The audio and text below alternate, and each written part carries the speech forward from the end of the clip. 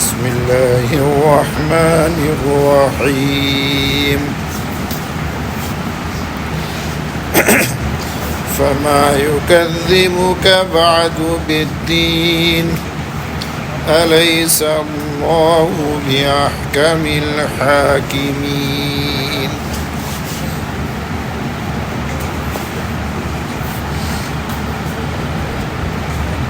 لقد خلقنا الانسان فی احسن تقویم، تحقیق ہم نے انسان کو سب سے خوبصورت سانچے میں پیدا کیا، پھر ہم نے اس کو پھیر دیا نچلوں میں نچلے تک، الا الذین آمنوا، سوائے ان لوگوں کے جو ایمان لائے اور نیک اعمال کیے، پس ان کے لیے بدلہ ہے غیر ممنون، نہ ختم ہونے والا۔ یہ جو قرآن نے بدلے کا تصور پیش کیا،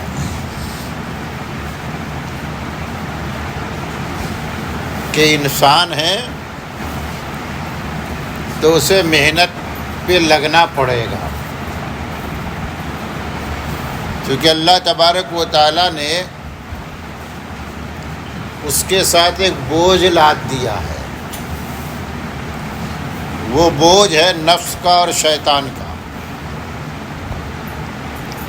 انسان کو چڑھان پہ چڑھنا ہے، پچھلی باتیں ساری یاد کیجیے۔ ایسا نہیں کہ اللہ تعالیٰ نے اس کو اونچائی پر لا کے بٹھا دیا، بس چڑھان پہ چڑھ کے اس کو اونچائی تک پہنچنا ہے۔ اب جب یہ چڑھان پہ چڑھنا چاہتا ہے، نیکی کی گھاٹیوں کو عبور کرنا چاہتا ہے، تو اس کو مزاحمتی قوت درکار ہوتی ہے، چونکہ نفس کا بوجھ ہے، شیطان کا بوجھ ہے، یہ اس کو پیچھے کی طرف، نیچے ڈاؤن کی طرف کھینچتا ہے۔ اسے جانا ہے اوپر، لیکن نفس اور شیطان اس کو ڈاؤن کی طرف لانا چاہتا ہے، نیچے کی طرف لانا چاہتا ہے۔ اس کی جو حیوانی جبلت ہے، اس حیوانی جبلت کو ابھارنا چاہتا ہے، لیکن حکم یہ ہے کہ حیوانی جبلت کو چھوڑ کر اپنے اندر ملکوتی فرشتے والی خصلت اور صفت پیدا کرو۔ تو اس کو تو محنت چاہیے، اور اللہ تبارک و تعالیٰ سے بہتر کرم فرمانے والا، عدل فرمانے والا کون ہے؟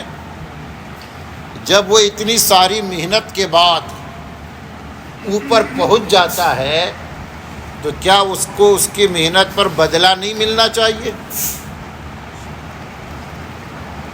اسے انعام نہیں ملنا چاہیے؟ فرشتے نیکی کا کام کرے تو فرشتوں کو اس کا بدلہ نہیں ملا کرتا، کیونکہ ان کو اللہ نے پہلے ہی سے اوپر پیدا کر دیا ہے، ان کو چڑھائی پہ چڑھنا نہیں پڑتا ہے، ان کے ساتھ نفس کا بوجھ لدا ہوا نہیں ہے، شیطان نہیں ہے ان کے ساتھ، سب پیدائشی طور پر نیچرلی بائی فطرت ہو رہا ہے۔ لیکن انسان کو تو بڑی محنت کرنی پڑ رہی ہے، اور اللہ تعالیٰ کا جو ایک نظام کائنات ہے، یہ اس بات کی گواہی دیتا ہے کہ جو آدمی محنت کرتا ہے اس کو اس کی محنت کا بدلہ ضرور ملتا ہے۔ یہ جو ہمارا دین ہے، پورا دین، جس کے 5 شعبے ہیں، 5 ڈپارٹمنٹ ہیں، از اول تا آخر اسی کانسیپٹ پر مبنی ہے، بیس ہے کہ تم عقائد اچھے کرو، اللہ تم کو اچھا بدلہ دے گا، اللہ کی بندگی صحیح طریقے پر کرو، اللہ تمہیں اجر عطا فرمائے گا، جزا عطا۔ ہر جگہ جزا کا کانسیپٹ جو ہے یہ کام کرتا ہوا نظر آتا ہے، تبھی تو اس کا نام دین ہے، تبھی اس کا نام کیا ہے؟ دین۔ دین کا اصل معنی ہی بدلا کے عربی میں ایک جملہ استعمال کرتے، کما تدین و تدان، جیسا کرو گے ویسا بھرو گے، جیسا کرو گے ویسا بدلہ پاؤ گے۔ تو یہ جو ہمارا دین اسلام ہے یہ اسی کانسیپٹ پر بیس کرتا ہے کہ اس میں یہ کہا جاتا ہے کہ نیکی کرو گے اچھا بدلہ پاؤ گے، گناہ کرو گے تو سزا ملے گی۔ جب یہ بات ہے تو قرآن آگے کہتا ہے فَمَا يُكَذِّبُكَ بَعْدُ بِالدِّينِ، کیا چیز ہے کہ تم کو جھٹلاتی ہے اس کے بعد دین اور جزا کے بارے میں؟ جزا اور سزا کے بارے میں اے محمد صلی اللہ علیہ وسلم کون سی ایسی چیز ہے جو آپ کو جھٹلاتی ہے اور آپ کے دعویٰ کو ریجیکٹ کرتی ہے؟ یہ تو بالکل انسان کی فطرت اس بات کی گواہی دیتی ہے کہ اس دنیا میں یہی ہے، اچھا کرو گے اچھا بدلہ پاؤ گے، برا کرو گے سزا ملے گی۔ اور اگر ایسا نہیں ہے تو اس کا مطلب یہ ہے کہ اس دنیا کے پیدا کرنے والے نے یہ جو دنیا بنایا ہے یہ اندھیر نگری بنایا ہے، یہ اندھیر نگری ہے، یہاں اندھیرا ہی اندھیرا ہے،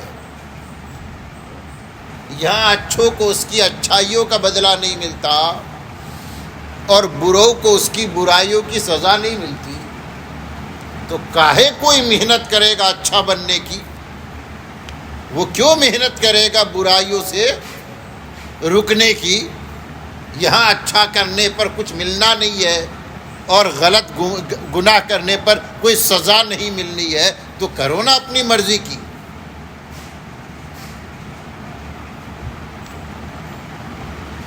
تو کیا یہ اندھیر نگری ہے؟ اللہ جو علیم ہے حکیم ہے، اور حکیم کا کوئی کام حکمت سے اور وزڈم سے خالی نہیں ہوتا، تو اللہ حکیم نے اس کائنات کو، اس دنیا کو اندھیر نگری کیسے بنا دیا؟ اس کے تو ہر چیز میں حکمت آپ کو نظر آتی ہے جو اللہ نے پیدا کی ہے۔ چہ جائے کہ آپ یہ دعویٰ کرتے ہیں کہ پوری دنیا اندھیر نگری ہے، تو کون سی ایسی چیز ہے کہ جس کی وجہ سے اے محمد صلی اللہ علیہ وسلم جزا اور سزا کے بارے میں لوگ آپ کو جھٹلا رہے ہیں؟ کون سی ایسی چیز ہے؟ اور بعض لوگوں نے ماں کو من کے معنی میں لیا ہے، اور من کا معنی ہے کون ایسا شخص ہے کہ جزا اور سزا کے بارے میں آپ کو جھوٹا کہتا ہے، جس کا دعویٰ یہ ہے کہ جنت نہیں، کیونکہ یہ جزا اور سزا کا ہی عقیدہ ہے کہ آدمی پھر جنت اور جہنم پر یقین کرتا ہے کہ نیکوں کو اس کی نیکیوں کا بدلہ ملے، اس لیے اللہ تعالیٰ نے مستقل جنت بنایا ہے، بروں کو اس کی برائیوں کی سزا ملے، اس کے لیے اللہ تعالیٰ نے جہنم بنایا ہے۔ تو کون ہے جزا و سزا کو جھٹلا رہا ہے؟ کون ہے جو جنت و جہنم کا انکار کر رہا ہے؟ بتاؤ تو صحیح، سامنے لاؤ اس کو۔ اور ظاہر ہے کہ جو شخص اس کا دعویٰ کرتا ہے وہ نرا جاہل ہی نہیں، وہ نرا احمق اور بے وقوف بھی ہے، وہ حماقت میں اور بے وقوفی میں مبتلا ہے، اور اس کے پاس عقل نہیں ہے۔ کوئی بھی عقل مند آدمی جزا اور سزا کے کانسیپٹ کو رد نہیں کر سکتا۔ پوری کائنات کا نظام اسی جزا اور سزا کے نظریے پہ بیس کرتا ہے۔ فَمَا يُكَذِّبُكَ بَعْدُ بِالدِّينِ، الیس اللہ باحکم الحاکمین۔ یہ سورۃ التین کی آخری آیت ہے۔ ایک سوال ہے، کیا اللہ تعالیٰ حاکموں میں سب سے بڑا حاکم نہیں ہے؟ اب جب کہ یہ سوال ہے تو اس کا جواب بھی دینا ہے، اس لیے احادیث مبارکہ میں اس کا جواب آتا ہے، رسپانس کرنا ہے۔ اور رسپانس کیسے کرنا ہے؟ ایک تو مختصر طریقہ ہے کہ سبحانک بلا، اے اللہ تو پاک ہے، بے عیب ہے، وائی ناٹ، بلا۔ اور اس کا ایک تفصیلی جواب ملتا ہے، بلا ونحن علی ذالکم من الشاہدین، بلا ونحن علی ذالکم من الشاہدین، کیوں نہیں، ہم اس بات پر گواہی دیتے ہیں کہ اللہ تمام حاکموں میں بڑھ کر حاکم ہے۔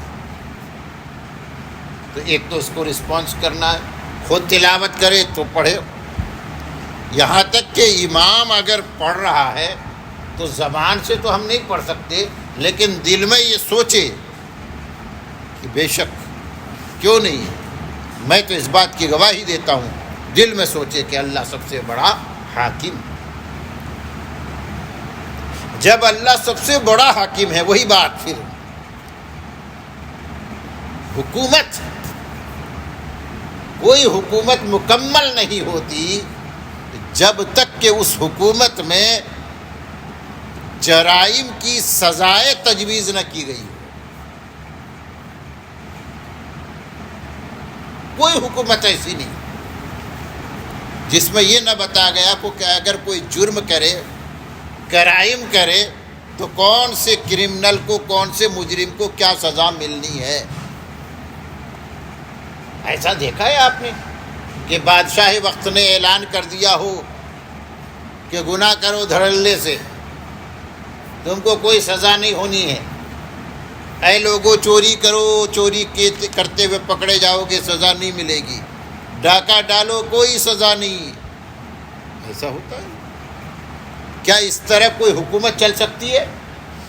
کوئی نظام حکومت قائم رہ سکتا ہے؟ نہیں نا، حکومت چل ہی نہیں سکتی۔ تب دنیا میں چھوٹی حکومت، چھوٹا حاکم اپنی حکومت اس نہج پہ نہیں چلا سکتا، تو اللہ جو سب سے بڑا حاکم ہے، اللہ جو ہے اس نظام کے بغیر اس کی حکومت کیسے ہوگی؟ دنیا کی حکومت اسی نظام جزا و سزا کے تحت، اسی نظام جزا و سزا کے تحت جیل خانے بناتی ہے۔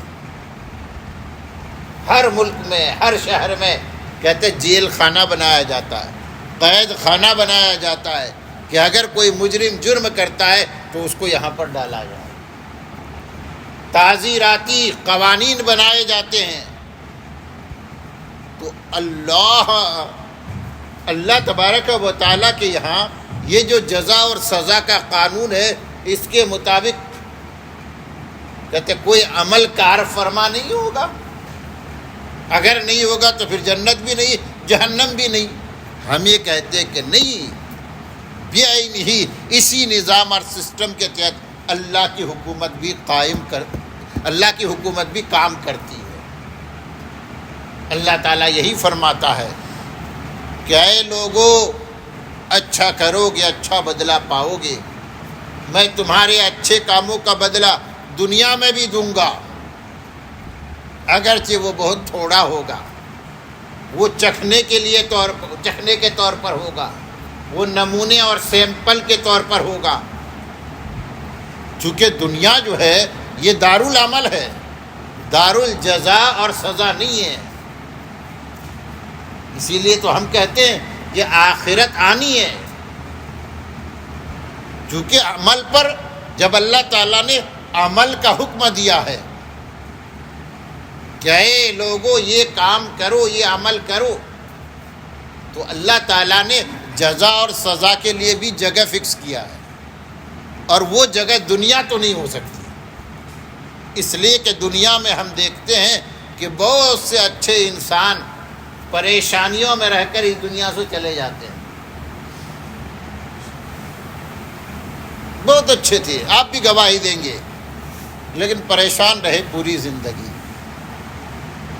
تو یہاں پر وہ جزا سزا کا نظام کام نہیں کرتا ہے کہ کرتا ہے، اور دنیا میں اس لیے نہیں کہ دنیا دارالعمل ہے، جزا یا سزا کی جگہ نہیں ہے، وہ تو اصل آخرت ہے۔